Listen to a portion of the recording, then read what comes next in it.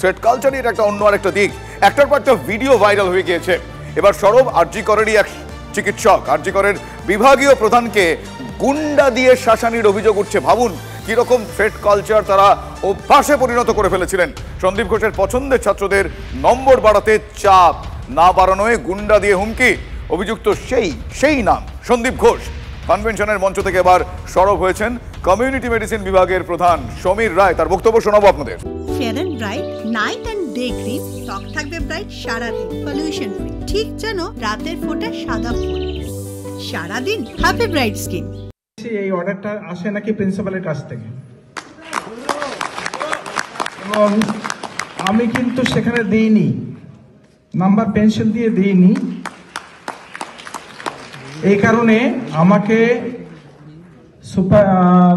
Principal অফিসের কাছে একটা ঘরে নিয়ে যাওয়া হলো ডেকে, এবং দুজন গুন্ডা ব্যক্তিকে আমার কাছে পাঠানো হলো। তারা আমাকে বললো যে আপনি কেন দেননি। তারা আমাকে ক্রুদ্ধচক্ষু দেখিয়ে বললো যে আপনার কি ট্রান্সফার হওয়ার ইচ্ছা হয়েছে।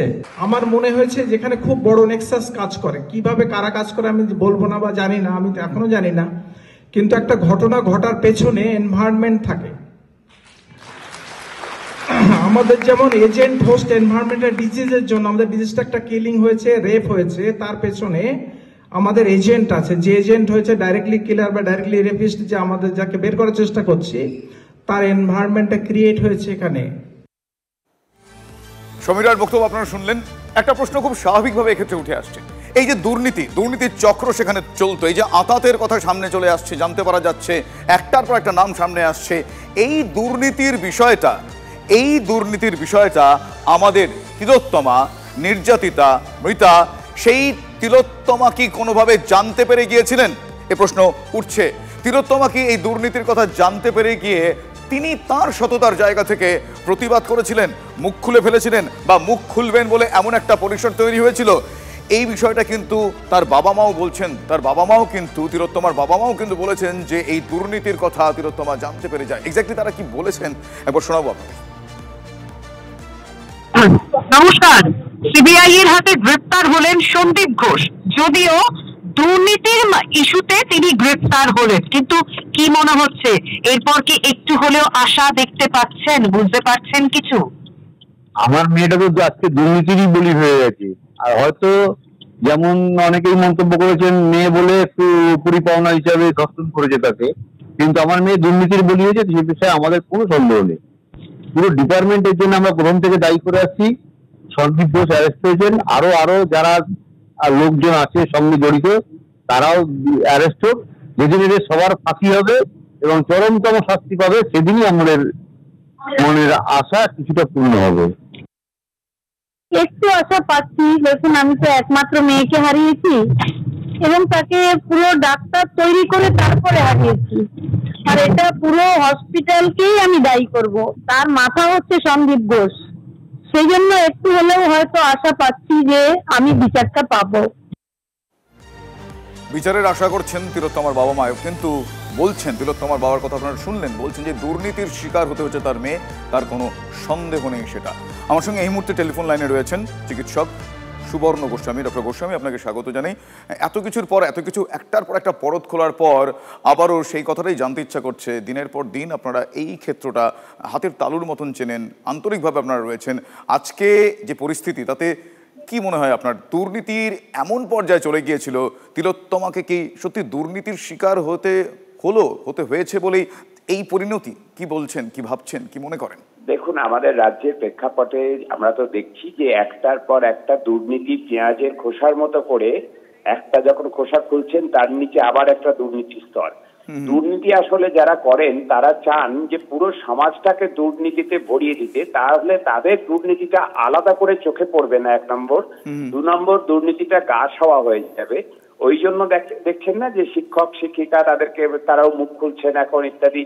মাঝখানটাতে পরিস্থিতি এমন দমবন্ধ করা হয়ে গেছিল যে যারা সৎ চিকিৎসকদের মধ্যে কিন্তু একটু চুপচাপ, একটু ভীরু প্রকৃতি, তাদেরকে পর্যন্ত হুমকি দিয়ে, চাপ দিয়ে এই দুর্নীতির অংশ করে নেওয়া হচ্ছিল। যে তারা পরীক্ষায় গার্ড দেবেন কিন্তু হচ্ছে ঘরে চোখ বন্ধ করে থাকবেন, গণটোকাটুকি অ্যালাউ করবেন, তারা খাতা দেখবেন না অথচ নাম্বার দেবেন। এই যে যাবতীয় করা হয়েছিল, এইটা থেকেই আমরা বলছি যে এই দুর্নীতি থেকে বেরিয়ে আসার জন্য আমরা যেমন হচ্ছে যে এই দুর্নীতির সাথে যুক্ত যারা তার হচ্ছে যে তাদের শাস্তি চাইছি। অভয়ার শাস্তি, প্রকৃত শাস্তি বিচার তখনই হবে যখন যে দুর্নীতি চক্রের যে বলি হচ্ছে, যেটা আমাদের অভয়ার মা বাবাও বলছেন, তো সঠিকভাবেই বলছেন, তাহলে প্রকৃত বিচার করতে গেলে এই দুর্নীতিগ্রস্ত দুর্নীতি চক্রটা যারা চালান তাদের প্রত্যেকের শাস্তি চাই। এবং তার পাশাপাশি আমরা আগামীকাল 5ই সেপ্টেম্বর শিক্ষক দিবস এইভাবেই পালন করছি। মেডিকেল শিক্ষা কলেজগুলোতে মেডিকেলে যারা শিক্ষক চিকিৎসক তারা প্লেজ নেবেন, তারা একটা অঙ্গীকার নেবেন যে হচ্ছে যে আমি কোনো চাপের কাছে নথি স্বীকার করে কোনো অশিক্ষক সুলভ আচরণ করিনি, করবও না আগামী দিনে কোনো চাপের কাছে। এইটা নতুন করে তার প্লেজ নেবার সময় এসছে। এইটা আমরা চিকিৎসক সংগঠনগুলোর যৌথ মঞ্চ থেকে এই আহ্বান জানিয়েছি। কালকে রাজ্য জুড়ে এটা পালিত হবে।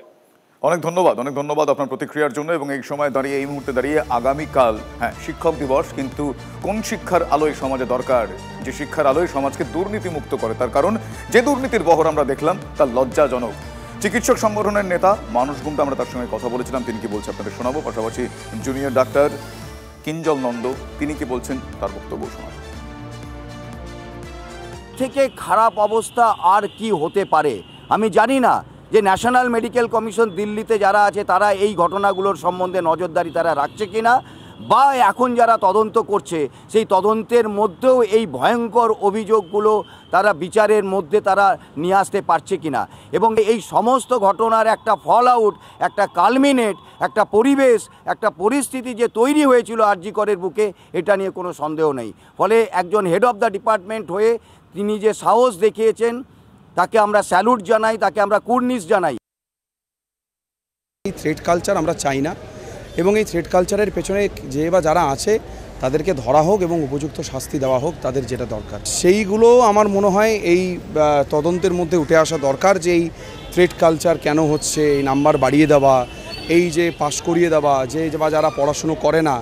দেখুন, আমরা প্রথম থেকে খুব ক্লিয়ার যে বুদ্ধিমান, যে পড়াশুনো করে সে ভালো রেজাল্ট করবে, তেমনি যে পড়াশুনো করে না, যে ফাঁকিবাজ করে, সেও যেন তার ঠিক প্রাপ্য নাম্বারটা পায়।